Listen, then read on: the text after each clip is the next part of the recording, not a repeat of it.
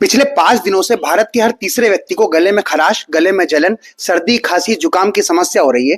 तो मैं आज आपको एक ऐसा तरीका बताता हूं जिस तरीके का इस्तेमाल भूटान के लोग करते हैं और जिस तरीके का इस्तेमाल करके आप मात्र 1 दिन में ठीक हो जाओगे। देखो, उसके लिए आपको 4 बड़ी लौंग लेना है और 2 बड़ी इलायची लेना है और उसको इस तरह से गैस में जला लेना है। जब वो पूरी तरह से जल जाए तो उसका चूरा करके एक कटोरी में डालकर उसमें 2 बूंद अदरक की और 2 बूंद शहद की डालकर एक पेस्ट बना लेना है और उसको थोड़ी थोड़ी देर में चाटना है। दिन में 2 बार ऐसा करना है। अगले दिन तक आप पूरे ठीक हो जाओगे और ये बात भारत के हर व्यक्ति तक शेयर कर देना।